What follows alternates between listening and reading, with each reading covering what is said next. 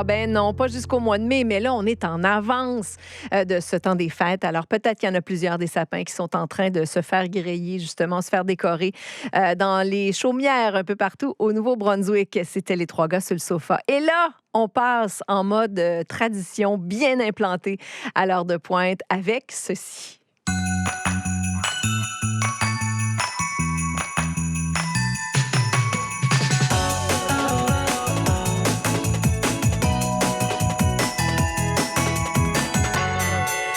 Ajoutez-y un grelot et automatiquement, c'est Noël. C'est le retour de nos débats des fêtes à l'heure de pointe. Grand moment où est-ce qu'on passe en mode quand même un peu féroce, faut l'avouer. Non violent, c'est sûr, mais sans pitié.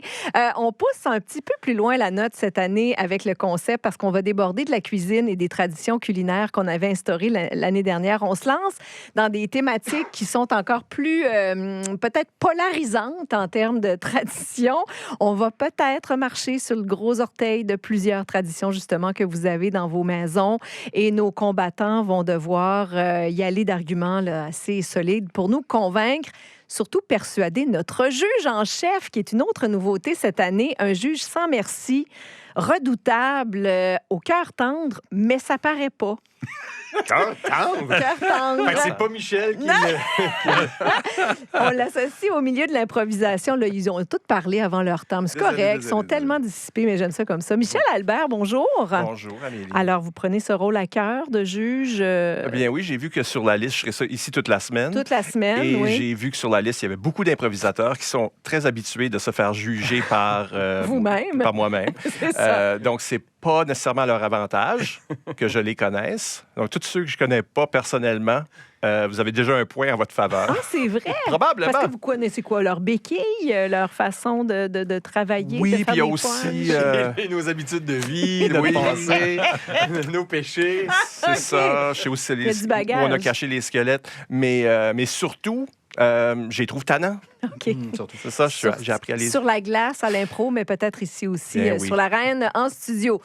Parce qu'on a un premier donc débat aujourd'hui pour ou contre les Pères Noël de centre d'achat. Et s'il y a une tradition quand même de Noël, c'est bien celle d'aller asseoir sa progéniture sur un vieux monsieur qu'on ne connaît pas, immortaliser le moment en photo et l'offrir à la parenté en souvenir. Et deux redoutables combattants, vous avez entendu un peu leur voix déjà, qui sont prêts à rivaliser d'arguments, de vécu aussi, j'ai l'impression, parce que tout le monde a une expérience avec un Père Noël de centre d'achat. Et je vous les présente sans plus attendre.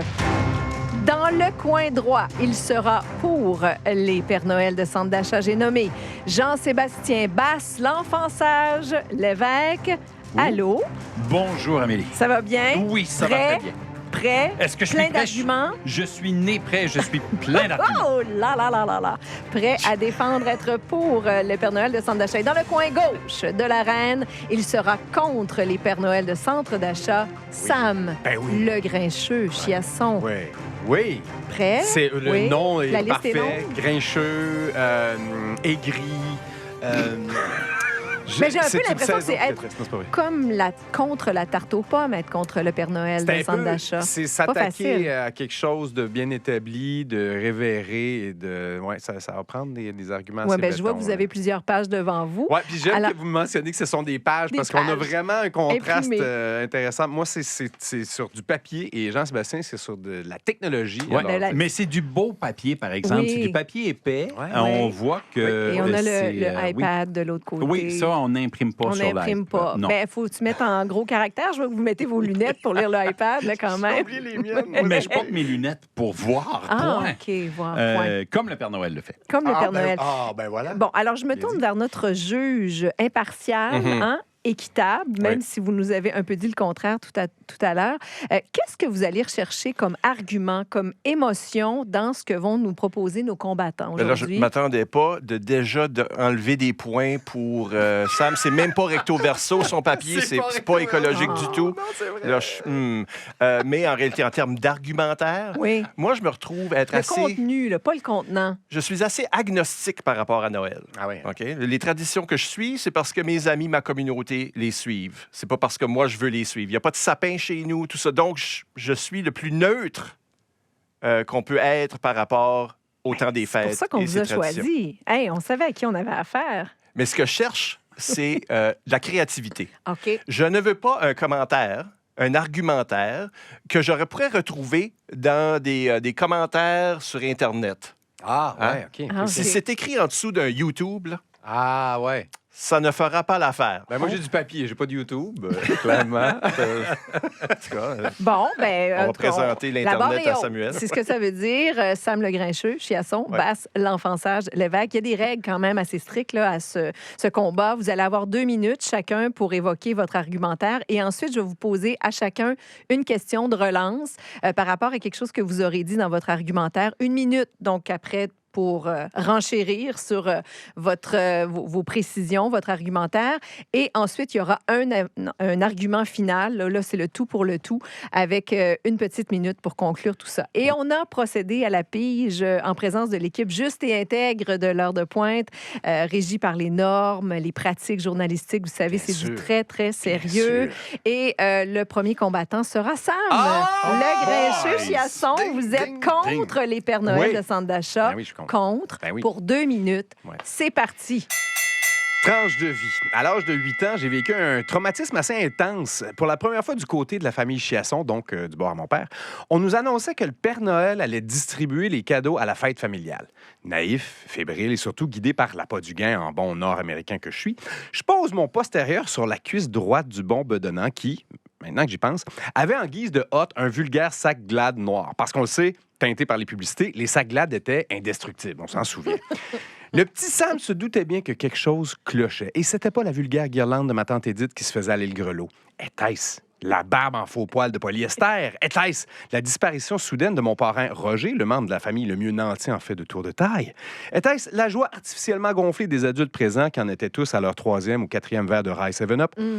Précoce pour mon âge, j'ai pris une décision qui allait changer le cours de mes jours. J'ai tiré sur la barbe.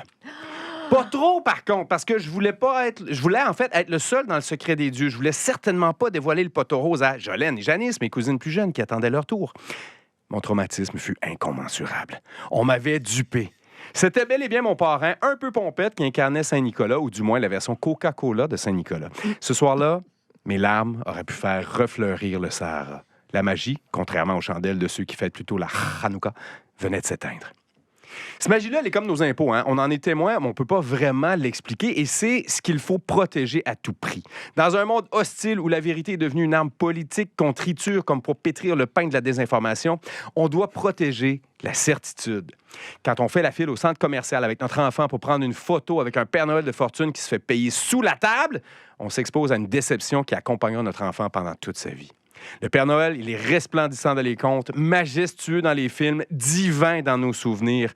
Pourquoi risquer de balancer tout ça en allant voir Jerry qui prend une pause de son travail journalier dans une usine on ne sait trop où pour se prétendre Kris Kringle sans avoir le talent de Daniel Day-Lewis en fait d'interprétation? Non.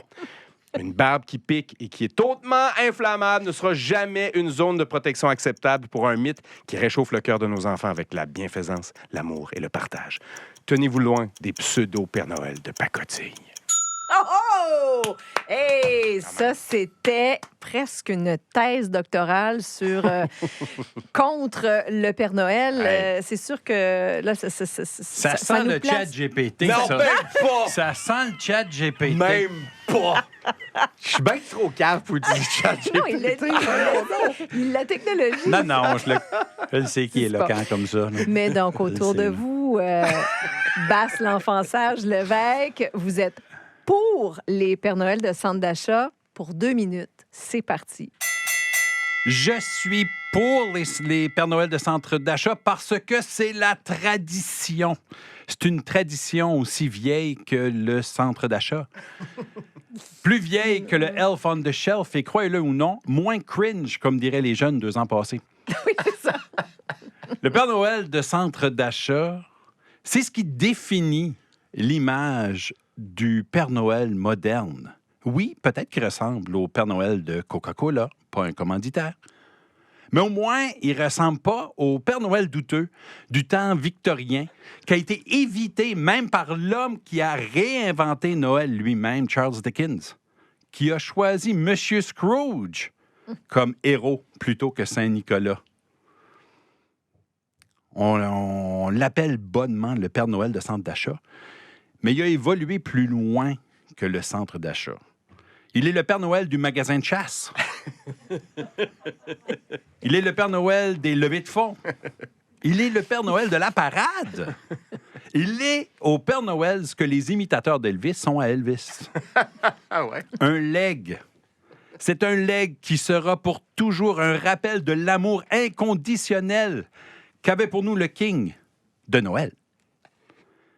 À son pire, c'est un excellent film de Billy Bob Thornton. Ouais. À son apogée, il est éternel. Un rappel du bon vieux temps. Il est aller au centre d'achat, s'acheter un gaminet Vuarnet et un coton ouaté Bimini, voir un spectacle de Debbie Gibson ou Tiffany et prendre une photo avec le Père Noël, terrorisé ou non. C'était ça, le bon vieux temps. OK. ouais. Bon, là, les bases sont mises. On a les deux côtés de la médaille et j'ai une question pour chacun d'entre vous pour préciser un petit peu là, votre pensée. Un élément. Sam Le Grincheux, Chiasson, je veux revenir sur l'aspect fausse barbe. Ouais. Est-ce que c'est pas un peu se la jouer un petit peu prudent? C'est-à-dire que les enfants, là, règle générale, ils n'ont pas tendance à tirer sur la barbe d'un étranger, non? Oui, mais OK, c'est dans le choix de mots que on va faire. C'est un argument étymologique, dans le fond, parce qu'elle est là, la nuance, le mot étranger, parce qu'aux yeux des enfants, le Père Noël, c'est pas un étranger. Au contraire. Bon, moi, j'aime les faits. Hein? J'ai même des statistiques pour vous autres. Je vais en profiter pour vous en partager quelques-unes. Savez-vous que 63,7 % des enfants qu'on associe sur un Père Noël de centre commercial vont réagir en pleurant?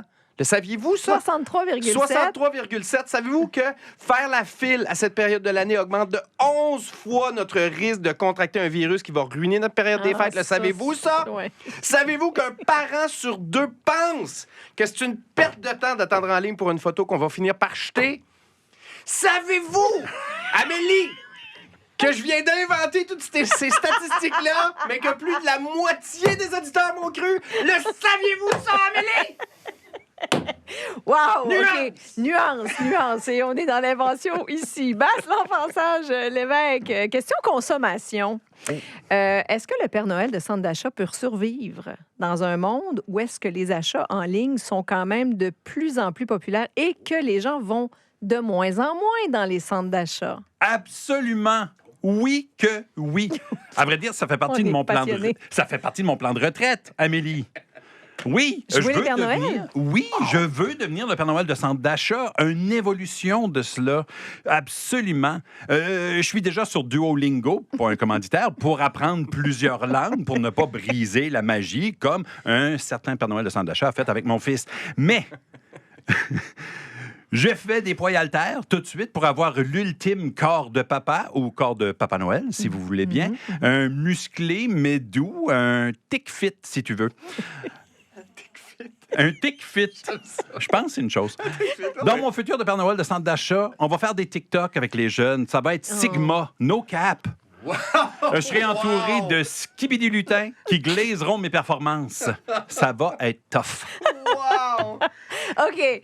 Tellement... Bonne réponse tous les deux, combattants. On est à l'argument final. Vous avez donc une dernière chance. Votre chute, là, votre élément clé ultime qui va convaincre notre juge, Michel Albert, ici, je le rappelle, et nous-mêmes quand même, d'être pour ou contre les Pères Noël de centre d'achat. Pourquoi être contre les Pères Noël de centre d'achat? Sam Le Grincheux, Chiasson, votre argument final. Je pense que les auditeurs et les auditrices de Radio-Canada sont des érudits, donc je vais leur proposer une piste de réflexion. Avez-vous, et c'est sérieux, là, avez-vous déjà vu quelqu'un en train de laver un costume de Père Noël? Comme vu, sérieusement, là. On voit jamais quelqu'un mettre dans une buanderie un manteau rouge et blanc dans la laveuse ou le sortir de là pour le mettre à sécher. On n'a jamais vu ça. Mon argument, dans le fond, est purement sanitaire. Hein. Le centre commercial qui embauche un Père Noël se doit absolument de fournir le costume, on s'entend. Ce costume-là, il a été porté par un défilé de personnes à l'hygiène non vérifiable. Dans l'ordre de priorité d'un centre commercial, lessivé et le dit costume doit venir bien bas. C'est donc envisageable, vous en conviendrez, que les costumes qui servent année après année ont jamais été lavés. Pourquoi moi, je voudrais que mon enfant prenne le risque de contracter la syphilis en forçant la proximité avec ce textile pullulant de microbes, bactéries et autres organismes microscopiques issus d'une époque où la vaccination n'existait pratiquement pas, au risque de ramener ça au plus petit commun dénominateur possible? C'est franchement dégueulasse. Argument de taille, s'il en C'est est un. dégueulasse. Pourquoi il faudrait être pour les Pères Noël de centre d'achat? Basse, l'enfant sage Lévesque, votre chute, votre conclusion. Ben, comme on reconnaît Superman avec sa cape rouge ou l'incroyable Hulk avec sa forme super musclée et sa peau verte, ben, le Père Noël de centre d'achat a donné au vrai Père Noël son look iconique. Avant le Père Noël de centre d'achat, avec son habit rouge embelli de fourrure blanche et ses bottes et sa ceinture noire, le Père Noël était n'importe quel petit vieux avec des cheveux blancs et une grosse barbe. N'importe quel. À cause du Père Noël de centre d'achat, à cause de lui, on sait et on est certain qu'à minuit, le 24, que c'est pas un voleur qui vient chez nous, que c'est bel et bien le Père Noël. Quelle finale pour délibérer. Et bien sûr, l'aboutissement de ce premier duel, qui de Sam le Grincheux Chiasson ou Basse l'enfant sage Lévesque va pouvoir se vanter d'avoir gagné ce premier débat sur les Pères Noël de centre d'achat. Michel Albert, c'est votre moment à vous de briller, de nous dévoiler vos arguments pour déterminer notre gagnant aujourd'hui. Ben, soyons clairs. Avec tout le respect que je dois à mon collègue Samuel Chiasson et son traumatisme d'enfance sensible, la question n'est pas pour ou contre. Est-ce que le Père Noël existe? Est-ce que le Père Noël est vrai? Est-ce que cette personne-là est vraiment le Non, Père parce Noël? que ça, on le sait. C'est ça. Ceux qui croient, Oui. pour ceux qui croient, le Père Noël est vrai. Pour ceux qui ne croient pas, le Père Noël est toujours faux. C'est de même ça marche. Mais ce n'est pas un vrai ou faux, c'est un pour ou contre. Ouais. Donc, on doit seulement regarder les arguments par rapport au centre d'achat. Et même si c'est le vrai Père Noël, l'esprit du vrai Père Noël est dans cette personne parce qu'il se promène de corps en corps. C'est un bon point. C'est un très bon point. Dans ce cas-là, il y a juste un choix possible. Tambour, s'il vous plaît. OK. On dirait qu'on connaît déjà un peu votre réponse. On dirait, hein? Mais j'ai un bang qu'Amélie a fait. Allez. Samuel Chiasson remporte le point. Oui, Sam? Ah oui. Oui. OK. Parce que j'ai l'impression que Bass a démoli ses propres arguments. Ah oui? Oui, parce qu'il a parlé de tradition. Et je suis d'accord. L'icône qui est le Père Noël a été promu par le Père Noël Le centre d'achat. de Monsieur Tout-le-Monde, Oui. le Père Noël que tout le monde pouvait voir. Ouais. Et malheureusement, il donne d'autres exemples. Superman, Hulk, des personnages fictifs qu'on ne voit pas au centre d'achat ou nulle part. Et pourtant, ils existent. L'icône est un dessin, est une image mentale. Vous êtes très cartésien, finalement. C'est un bon point. Il continue d'exister. Le Père Noël existe, qu'il soit manifeste en personne ou non. D'accord. De la même façon. Ah, ben. De la même façon. Pensons aussi, comme on disait tantôt, les arguments se ressemblaient, mais étaient comme opposés. Ouais. Je pense que dans le jour d'aujourd'hui, si on parle de tradition, les traditions changent. Je parlais de... ça existe depuis qu'il y a des centres d'achat. Il n'y a pas eu des centres d'achat depuis toujours. Même chose, il faut que ces traditions-là se transforment. Et dans l'époque de la propagation, etc., de virus, ça, c'était le meilleur argument de Samuel. Ah oui. Voilà. Je pense J'avoue que que c'est peut-être voilà. aussi ce qui va convaincre les gens à la faut maison. repenser. Faut Ouais, repenser faut juste cette repenser. transition et cette proximité avec le monsieur de centre d'achat. Merci beaucoup. Bravo, juge Michel Albert. Nos deux Très concurrents, bien sûr, Jean-Sébastien Basse-Lévesque, l'enfant sage, et Sam Chiasson, le Grincheux. Tout le monde gagne. Demain, bravo tout le monde. Et demain, ce sera pour ou contre les parties de bureau. Christine Pompette-Melançon et Tommy Nez-Rouge-Desrosiers seront là pour un prochain débat des fêtes de l'heure de pointe. Je vous remercie beaucoup de votre attention. J'espère qu'on vous fait rire un petit peu. Nous autres, en tout cas, on s'amuse. On mange des beignes aussi. Je vous dis à demain dès 15h30. Salut!